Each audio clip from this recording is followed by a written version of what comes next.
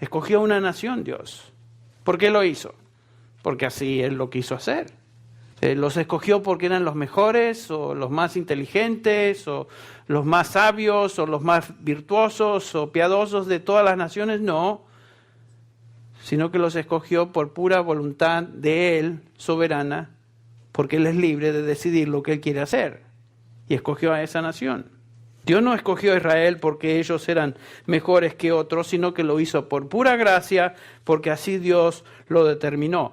Cuando venimos al Nuevo Testamento y vemos al pueblo de Dios en referencia a la iglesia, vemos que lo mismo sucede. Dios escogió a la iglesia. La iglesia se identifica en el Nuevo Testamento como los escogidos de Dios. Mateo 24, el Señor Jesús dice en referencia a los días de la tribulación: y si aquellos días no fuesen acortados, nadie sería salvo. Mas por causa de los escogidos, aquellos días serán acortados. ¿Quiénes son los escogidos? Los hijos de Dios. ¿Saben? Por más que nos incomode el término, o el concepto, o la doctrina, no se puede evadir. Está, pero a través de toda la Escritura. Los hijos de Dios son llamados los escogidos. Lucas 18:6, el Señor se refiere a los suyos y dice así: y dijo el Señor, oíd lo que dijo el juez injusto. ¿Y acaso Dios no hará justicia a sus escogidos que claman a Él día y noche? ¿Se tardará en responderles? Sus escogidos. De regreso a Romanos 8. El versículo 33, Pablo describe a los redimidos, a los creyentes de esta manera: ¿quién acusará a los escogidos de Dios? Los escogidos de Dios son los que han sido salvados, los que han sido redimidos, los regenerados, reconciliados con Dios y ahora pertenecen a su familia. Son los escogidos. Por tanto, Pablo dice: ¿quién acusará a los escogidos de Dios? ¿Saben qué? Pertenecemos a Dios. Si somos creyentes en Cristo Jesús, si hemos sido salvados, Dios nos ha escogido. Y no tenemos que tener ninguna vergüenza en decir eso. Gracias a Dios por eso. Somos de Él. Y dice Pablo: ¿quién podrá exitosamente traer una acusación a aquellos que Dios ha elegido para salvación? Dios los escogió, ellos son de Dios porque fueron elegidos, escogidos. Otra vez, Colosenses 3:12 dice: vestíos pues como escogidos de Dios. Nosotros no escogimos a Dios, Él nos escogió a nosotros. En ningún momento se enseña en el Nuevo Testamento que nosotros escogimos a Dios. Que fue por nuestra decisión, por Cristo, que vinimos a ser sus hijos. Hoy nosotros hablamos mucho de la decisión, como si dependiera de nosotros. Cristo no dijo ir por todo el mundo y hacer decisiones, dijo ir por todo el mundo y hacer discípulos de todas las naciones. Nosotros no escogimos a Dios. El Señor Jesús claramente le dice a sus discípulos: no me elegisteis vosotros a mí, sino que yo os elegí a vosotros. En su oración sacerdotal de intercesión por los suyos, el Señor Jesús dice, me encanta este pasaje, lo hemos mencionado muchas veces, Juan 17, el Señor dice en el versículo 9, yo ruego por ellos, Padre, no ruego por el mundo. Noten que Cristo vino al mundo, ¿no es cierto? Porque de tal manera amó Dios al mundo, Él vino al mundo, pero cuando ora a favor de los suyos, Él dice, yo ruego por ellos, no ruego por el mundo, sino por los que me diste, porque tuyos son. Interesante, ¿no? Son del Señor. El Señor Jesús está diciendo que los escogidos son pertenencia del Padre y ellos fueron dados al Hijo para que tengan vida eterna. El versículo 2 del capítulo 17. Por cuanto le diste autoridad sobre todo ser humano para que dé vida eterna a todos los que tú le has dado. Los que vienen a salvación, los que reciben a Cristo, son pertenencia del Padre. Y Dios da como un regalo a su Hijo a aquellos que le pertenecen a Él. Somos escogidos del Padre. Noten el lenguaje, por ejemplo, de Hechos capítulo 13, del versículo 48. Y estamos simplemente hoy examinando pasajes. Es un panorama, nada más. Vamos a estar haciendo una exposición bíblica de ellos más tarde, pero hoy estamos examinándolos simplemente. Hechos 13, 48. Noten esta declaración de Lucas. Los gentiles, oyendo esto, se regocijaban y glorificaban la palabra del Señor y creyeron todos los que estaban ordenados para vida eterna. Qué declaración, ¿eh? Pablo y Bernabé predican el Evangelio, ¿y quiénes son los que creen? Los que estaban ordenados para vida eterna. Ellos son los que creyeron y nadie más. Noten Romanos 9:11, otro pasaje que claramente enseña la elección de Dios.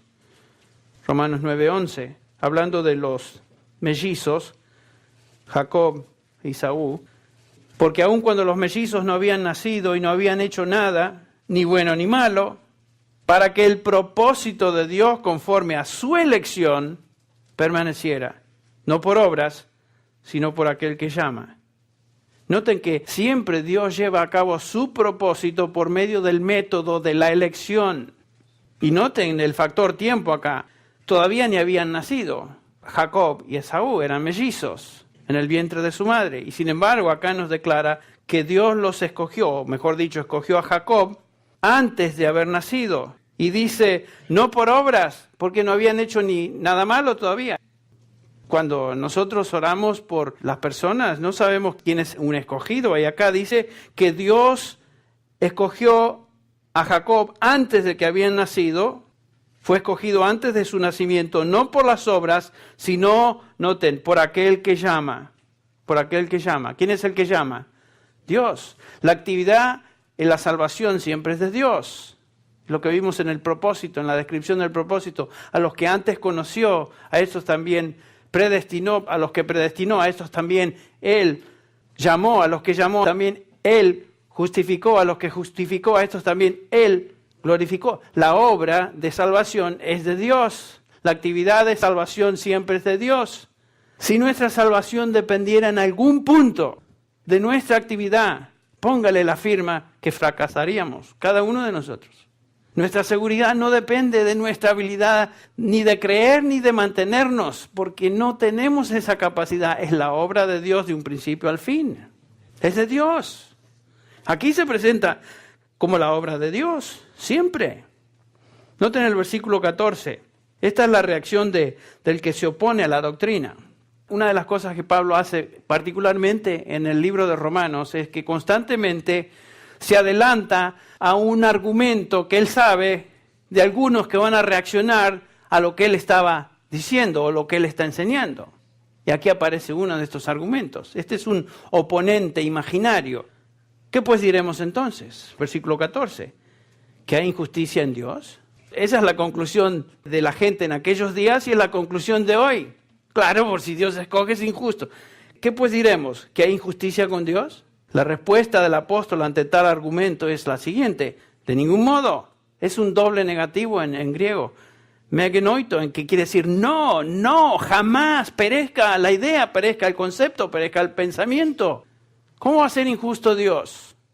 Es imposible. Esto no es nada nuevo. En Éxodo 33 Dios dice a Moisés, tendré misericordia del que yo tenga misericordia y tendré compasión del que yo tenga compasión.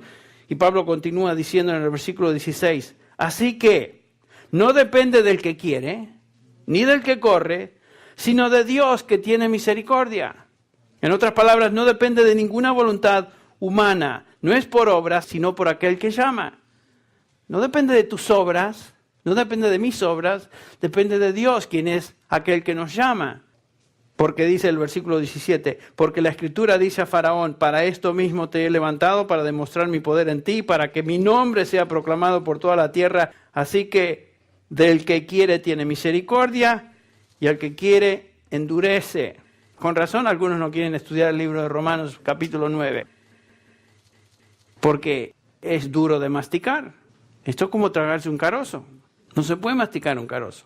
La conclusión es ineludible.